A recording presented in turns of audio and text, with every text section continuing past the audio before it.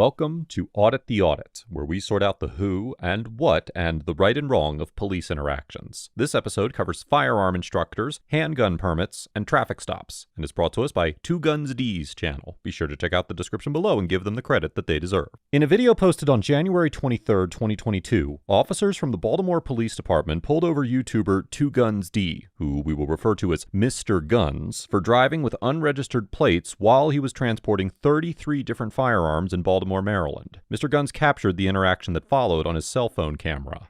How you doing? Officer Gulak, Baltimore Police Department. The reason I stopped you is because...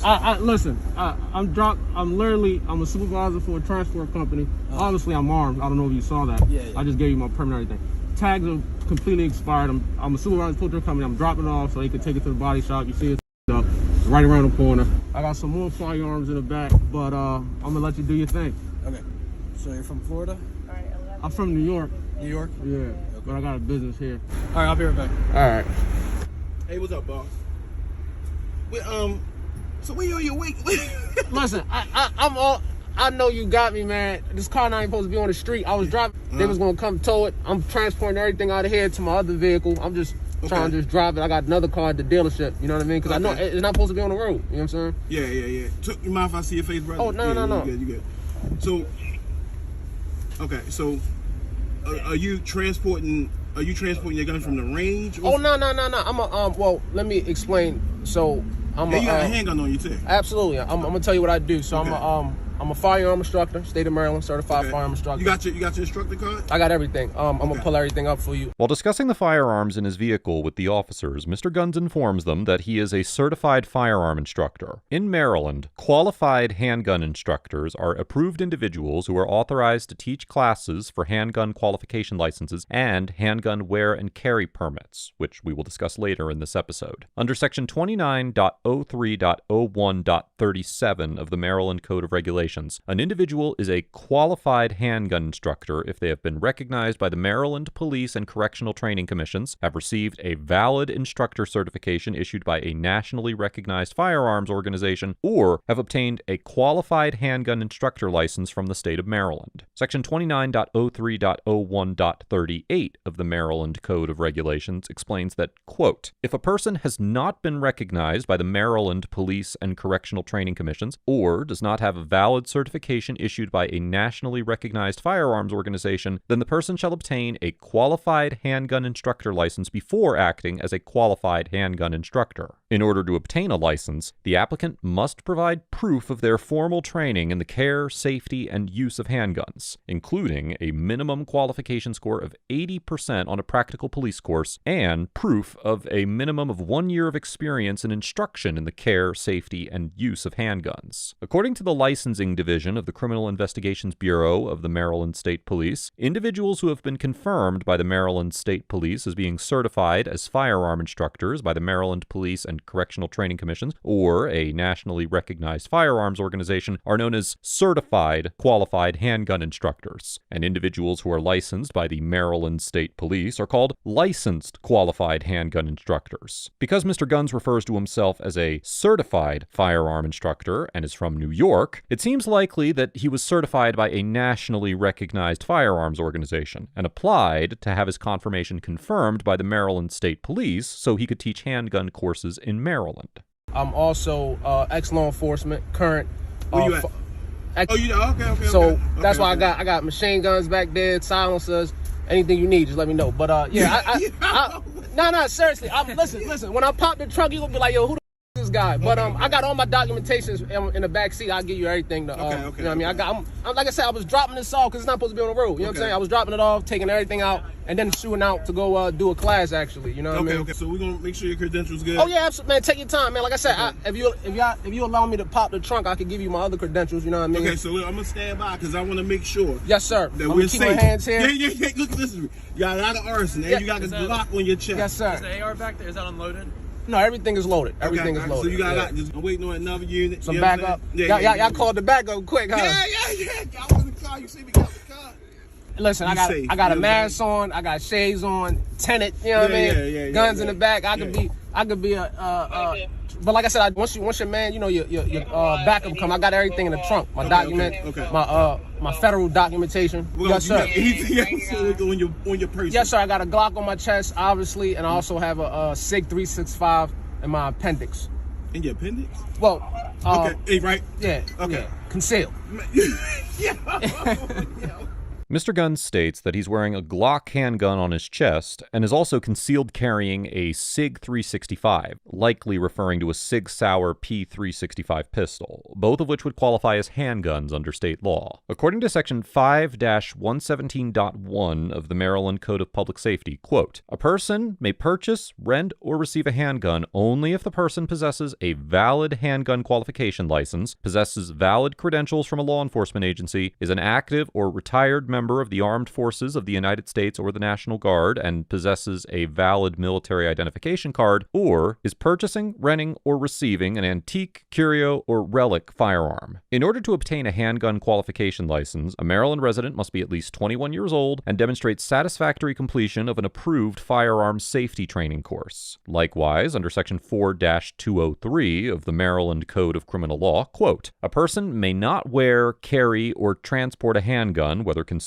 or open, on or about the person, or, quote, wear, carry, or knowingly transport a handgun, whether concealed or open, in a vehicle traveling on a road, unless they obtain a so-called wear and carry permit as required by Section 5-303 of the Maryland Code of Public Safety, and have the permit in their possession as required by Section 5-308. In order to obtain a wear and carry permit, Section 5-306 of the Code of Public Safety states that an individual must be an adult, must not have been convicted of certain criminal offenses, must not be an active alcoholic, addict, or habitual user of a controlled dangerous substance, and must not have, quote, exhibited a propensity for violence or instability that may reasonably render the person's possession of a handgun a danger to the person or to another. Additionally, wear and carry permit applicants must successfully complete an even more rigorous firearms training course. The statute also requires that a permit applicant must have, quote, good and substantial reason to wear, carry, or transport a handgun, such as finding that the permit is necessary as a reasonable precaution against apprehended danger. However, in the 2022 case of New York State Rifle and Pistol Association versus Bruin, the Supreme Court determined that a similar requirement under a New York statute violated the 14th Amendment because it prevented, quote, law-abiding citizens with ordinary self-defense needs from exercising their right to keep and bear arms. The court argued that, quote, the constitutional right to bear arms in public for self-defense is not a second-class right, subject to an entirely different body of rules than the other Bill of Rights guarantees. We know of no other constitutional right that an individual may exercise only after demonstrating to government officers some special need. That is not how the First Amendment works when it comes to unpopular speech or the free exercise of religion, and it's not how the Second Amendment works when it comes to public carry for self-defense. Based on this decision, the Court of Special Appeals of Maryland held in the 2022 case of In Re Rounds that the good and substantial reason requirement of the Maryland statute was unconstitutional and therefore could not be applied to permit applicants. Provided that Mr. Guns applied for and received a wear and carry permit and had it in his possession, he was well within his rights to both open carry the handgun on his chest and concealed carry his pistol. I walk like this because this is my brand. I'm on IG 2 Guns Deep, so when you see me, you know what I mean? Okay. Like, yo, you is like Rambo, brother. Oh man, you have no clue, man. And those are fully automatics in the back, machine guns. For real? Yeah, man. That's what I do, man. Stand right here. Keep eye on my man. Stay on that side right there. Stay on that side over there. Keep eye on him. You know what I mean? Do me a favor. Keep your hands on the steering wheel. You got me, right? Yes, sir. All right. You walk around like that every day? Every day. Every day? Yeah, every day. Are you serious? Yeah, that's my uniform. Okay, that's what I'm saying. Once we, like I said, it's not that old protocol. Once we get done with this, we good. Now, I mean, I just want to make sure everybody's safe. You're doing a good job because I could be auditing you.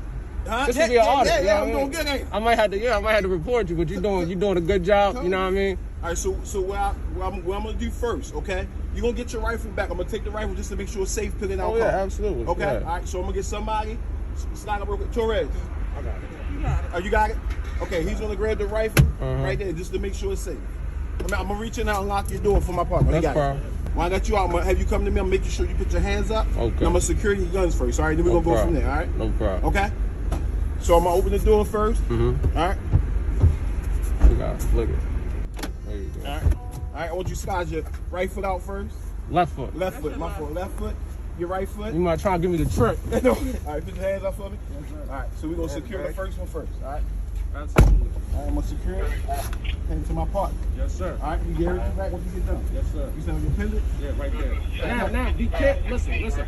The one in my appendix, right? I want you to you gotta take it all out because it's one in the chamber, so I don't want you to shoot my joint off. Never. Okay. The officers ordered Mr. Guns to step out of the vehicle and then remove the handguns he was carrying from his person while they completed their investigation into the legality of his firearms. We have previously mentioned here on ATA that it is well established that officers have the authority to routinely order drivers to step out of their vehicles during traffic stops and to frisk and disarm individuals if they reasonably suspect that they are armed and dangerous. As the Supreme Court explained in the 1972 case of Adams versus Williams, quote, "The purpose of this limited search is not to discover evidence of crime, but to allow the officer to pursue his investigation without fear of violence. And thus, the frisk for weapons might be equally necessary and reasonable, whether or not carrying a concealed weapon violated any applicable state law. So long as the officer is entitled to make a forcible stop and has reason to believe that the suspect is armed and dangerous, he may conduct a weapons search limited in scope to this protective purpose." Relying on this case, the Fourth Circuit Court of Appeals, which has jurisdiction over Maryland, determined in the 2017 case of United States versus Robinson that this rule applied to legally armed individuals, with no further evidence of the individual's potential dangerousness required, as, quote, "The risk inherent in a forced stop of a person who is armed exists even when the firearm is legally possessed. The presumptive lawfulness of an individual's gun possession in a particular state does next to nothing to negate the reasonable concern an officer has for his own safety when forcing an encounter with an individual who is armed with a gun and whose propensities are unknown. Therefore, it is likely that a court would uphold the constitutionality of the officers temporarily disarming Mr. Guns during the course of the traffic stop for officer safety. Additionally, the Supreme Court held in the 2015 case of Rodriguez versus United States that officers can only engage in unrelated investigations during a roadside detention if the inquiries did not measurably extend the duration of the stop. However, if independent, reasonable suspicion of an additional crime exists, the court recognized that an officer could extend the traffic stop to investigate that offense. Accordingly, it is probable that a court would conclude that the officers had reasonable suspicion to extend the traffic stop to investigate the legality of Mr. Guns' arsenal of weapons, particularly the fully automatic machine guns and silencers, which can only be legally possessed under certain circumstances and with particular paperwork.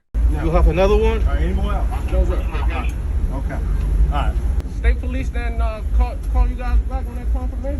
Not yet. It's part of the weekend. We about to do it now. Okay? All right? Yeah. All right, so I'm going to walk you back here with me. All right? Come on. Huh? He's on the red. No, he's not on the All right.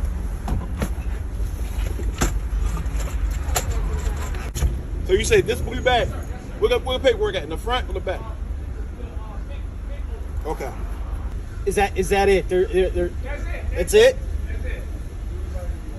Hey, we appreciate the service. Let me tell you what, we appreciate your hospitality. Appreciate you not getting out of control, out of order. Man, thank you. I appreciate you, man.